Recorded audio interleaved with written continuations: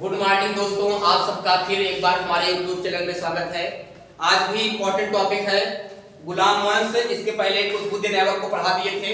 तो गुलाम वंश का पहला संस्थापक कौन था? कुतुबुद्दीन ऐबक। तो कुतुबुद्दीन ऐबक स्पेशल एक क्लास में लगी थी। तो आज जो बचे हुए टॉपिक हैं उनको आज पढ़ा दे रहे हैं। तो वंश वही है, गुलाम वंश। तो गुलाम वंश का शासन कितने साल से कितने साल तक चला था?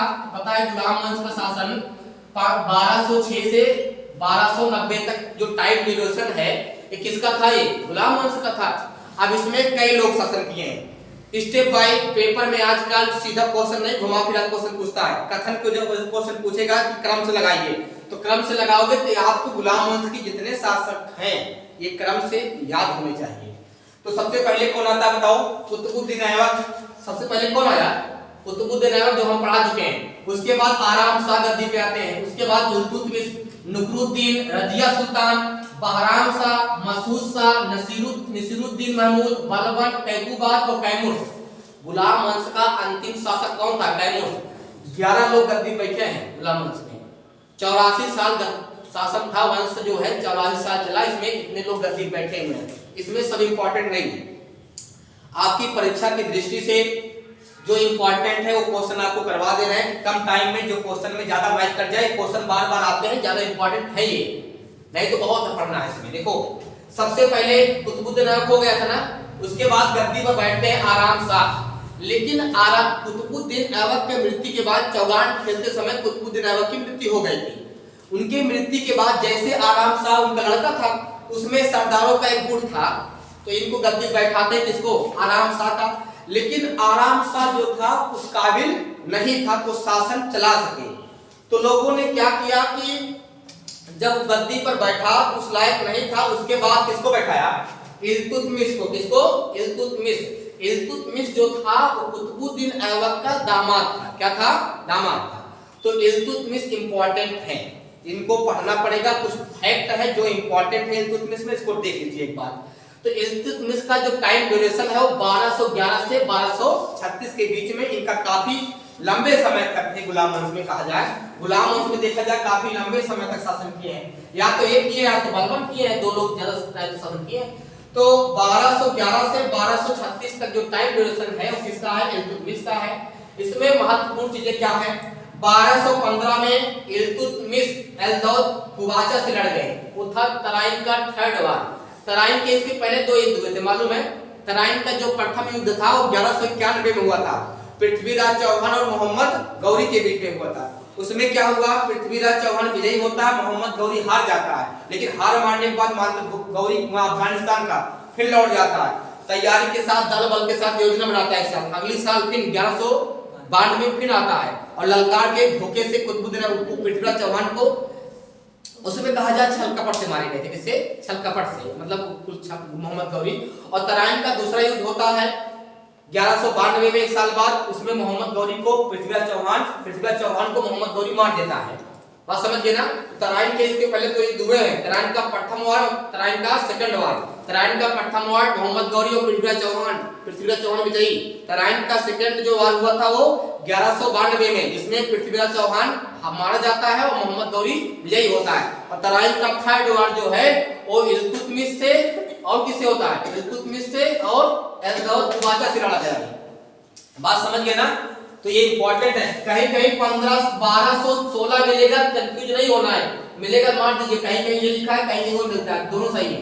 1215 और 1216 कहीं कहीं लिखा मिल जाता है। तो सही यही है, हम 1215 मारिएगा। अगर ऑप्शन नहीं होगा तो देखिएगा। राजधानी इल्तुतमिश जो है वो राजधानी लाहौर से कहां ला दिया? दिल्ली। जब कुतुबुद्दीन ऐबक थे तब राजधानी क्या थी? दिल्ली, लाहौर थी। अब लाहौर जब कुतुबुद्दीन ऐबक चले गए, उनके बाद गद्दी बैठा कौन? इल्तुतमिश। अब राजधानी को लाहौर से बदलकर कहां बना डाली? दिल्ली। तो पूछ सकता है, ये इंपॉर्टेंट है। ये दिल्ली राजधानी कौन ट्रांसफर किया था? इल्तुतमिश। कहां से ट्रांसफर किए थे? लाहौर से। और सुनो, इन्होंने प्रथा चलाई, उसका नाम है तुर्क-ए-जहांगानी प्रथा चलाई। इक्ता प्रणाली चलाई। उसके बाद टका जीतल का मुद्रा चलाया। इसमें इंपॉर्टेंट है, ये बहुत इंपॉर्टेंट है कि तुर्क-ए-जहांगानी किसने चलाई? इल्तुतमिश ने। इक्ता प्रणाली इल्तुतमिश ने। टका जीतल मुद्रा चलाया इल्तुतमिश ने। मंगोल आक्रमण हुए थे इसके काल में, इल्तुतमिश के काल में। क्या हुए थे? मंगोल आक्रमण। और मंगोल आक्रमण का मतलब है उस समय एक शासक था, पूरे इतिहास में सबसे खतरनाक शासक, उसका नाम चंगेज खान था। क्या नाम था? Genghis Khan. बात समझ गए ना?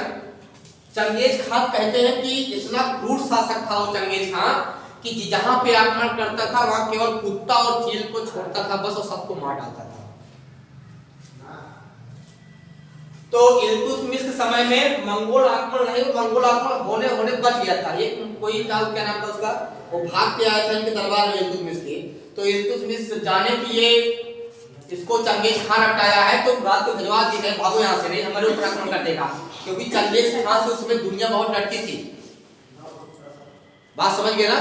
तो ये मंगोल चंगेज खान इतना क्रूर था कि ये सैनिकों को मारता, इसके सैनिक आदमी की मुंडी काट के मीनार बनवाते थे, और जिसकी सबसे ऊंची मीनार बन जाती थी उसको इनाम देता था। ये इतना क्रूर था, ये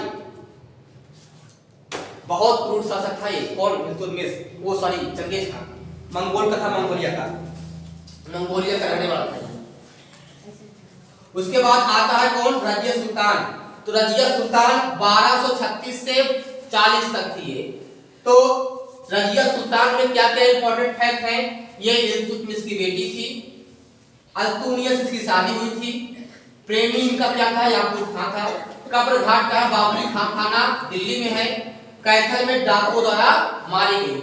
ऐसा कहते हैं कि रजिया जो है ये शासक अच्छी थी, बहुत अच्छा शासक है, लेकिन इसकी शासन को चलने नहीं दिए लोग। यहाँ 40 सरदारों का एक समूह था, गुच्छ था, तो जो सरदार के समूह को चलने नहीं दिए, क्योंकि ये पर्दा में बहुत नहीं रहती थी रजिया सुल्तान, तो इसका विरोध करते थे। इन्हीं समूह के लोग थे जो सरदारों का गुच्छा था वो, तो लोग विरोध करते थे।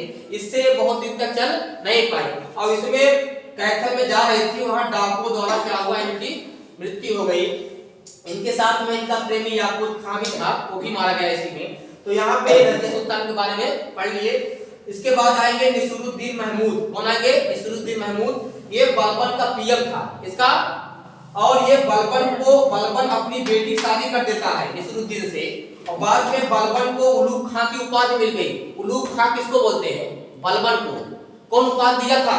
नसीरुद्दीन महमूद दिया था। और बाद में इन्हीं की बेटी होती है, जिसकी अपनी बेटी की शादी बलबन के बेटे बुगरा खां से कर देते हैं, चलता है। उसके बाद आते हैं बलबन। कौन आते हैं? बलबन भी इंपॉर्टेंट फैक्ट है।